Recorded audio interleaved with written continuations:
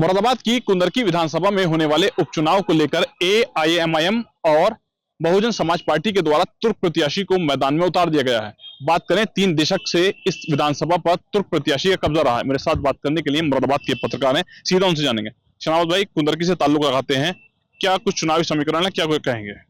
देखिए, चुनावी समीकरण की बात की जाए तो कुंदरकी में सीधे तौर पर भाजपा और समाजवादी पार्टी की जो फाइट है वो लोगों में सुनी भी जा रही है और ऐसा देखा भी जा रहा है, क्योंकि समाजवादी पार्टी का गढ़ रही है कुंदरकी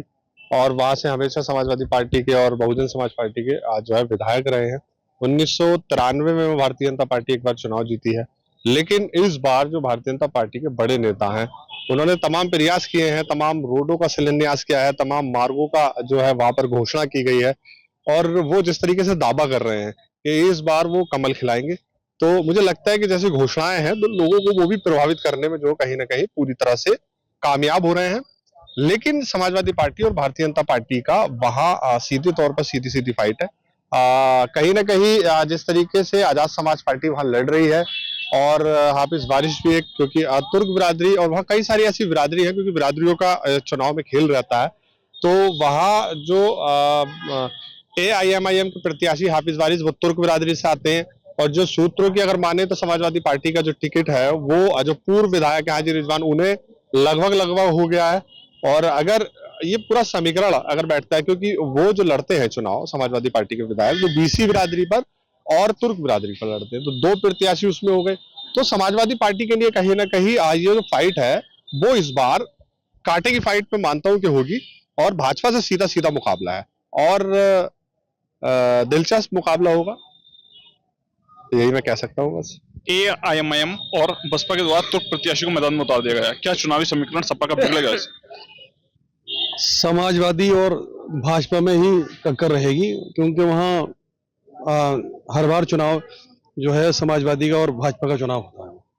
मेरा मानना तो यही है। कमल भाई, जिस तरीके से चुनाव चल रहा है, लगातार प्रत्याशी मैदान में है, 2 तुर्क प्रत्याशी मैदान में आ गए, कहीं ना कहीं सपा को नुकसान होगा या भाजपा को फायदा होगा इससे? देखिए, मेरे को जहां तक लगता है कि जिस तरीके से तुर्क बिरादरी के जो नेता उतारे जा रहे हैं, बहुजन समाज पार्टी द्वारा भी और एमआईएम के द्वारा भी जो प्रत्याशी उतारे गए हैं, तो उससे कहीं ना कहीं भारतीय जनता पार्टी को पूरा फायदा मुझे दिख रहा है कि हो सकता है। जोशी भाई, 2 प्रत्याशी तुर्क मैदान में आ गए हैं, अगर समाजवादी भी तुर्क प्रत्याशी को मैदान में उतारती है तो क्या कुछ समीकरण रहेगा चुनाव? देखिए, जो पिछला इतिहास था और जो कुछ दिन पहले वहां पर विधायक थे, तो शुरुआत में ऐसा लग रहा था कि समाजवादी पार्टी भारी पड़ती दिखाई दे रही है, लेकिन जिस तरीके से अब समीकरण बदल रहे हैं, एक के बाद एक लगातार जिन लोगों ने टिकट फाइनल किए हैं वो तुर्क और मुस्लिम को टिकट दे रहे हैं, इससे साफ तौर पर दिख रहा है कि कहीं ना कहीं सारी पार्टियां एक हो गई है भारतीय जनता पार्टी को जितवाने के लिए, क्योंकि ऐसी स्थिति में वोटों का जो ध्रुवीकरण है वो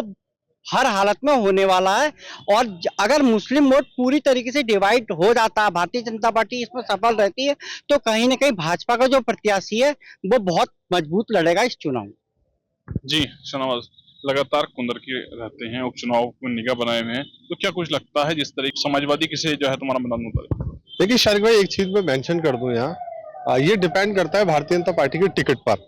कि भारतीय जनता पार्टी किसे टिकट देती है। कहीं ना कहीं भारतीय जनता पार्टी के बारे में लोगों में एक धारणा है कि वो किसी को भी टिकट दे देते, उसमें पार्टी का जो शीर्ष नेतृत्व का फैसला होता है उसी के आधार पर टिकट दिया जाता है। तो सबसे पहली बात तो यह है कि जो टिकट की जो स्थिति है वो क्लियर हो, उसके बाद पता चले कि आखिर स्थिति क्या रहेगी, क्योंकि समाजवादी पार्टी उधर की विधानसभा में मजबूत रही है हमेशा से, तो उसको फाइट देना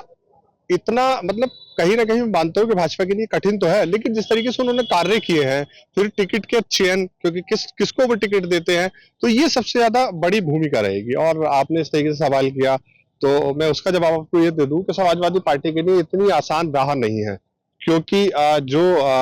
बहुजन समाज पार्टी से प्रत्याशी हैं छिद्दा नेता, वो भी संभल से कई बार प्रत्याशी रह चुके हैं और कहीं ना कहीं तुर्क बिरादरी में वो अपनी अच्छी पकड़ रखते हैं। हाजी बारिश, पिछले चुनाव का अगर उनका इतिहास उठाया जाए तो उन्हें 17,000 वोट मिले थे और अब उपचुनाव में लगातार असदुद्दीन ओवैसी का कहीं ना कहीं असर माना जाता है, उनकी जनसभाओं का असर माना जाता है। तो अब उपचुनाव है और एआईएमआईएम भी लगातार जिस तरीके से जनसभाओं की बात कर रही है, तो कहीं ना कहीं वो भी लोगों को पार्टी से जोड़ने का काम करेंगे तो समाजवादी पार्टी के लिए जो राह है वो इतनी आसान नहीं है। भारतीय जनता पार्टी से सीधा सीधा मुकाबला है। भाजपा की जो पूरी जो टीम है, उनके कार्यकर्ता है, वो निश्चित तौर पर अब जमीन पर काम कर रहे हैं और लंबे समय से काम कर रहे हैं, तो उसका फायदा भारतीय जनता पार्टी को मिलेगा। कुंदरकी विधानसभा में होने वाले उपचुनाव को लेकर एआईएमआईएम और बसपा के द्वारा तुर्क प्रत्याशी को मैदान में उतारने के बाद मुरादाबाद के पत्रकारों से बात की गई, जिनके द्वारा चुनावी समीकरण को लेकर पूरी जानकारी दी गई है। शारिक सिद्दीकी, TV9, मुरादाबाद।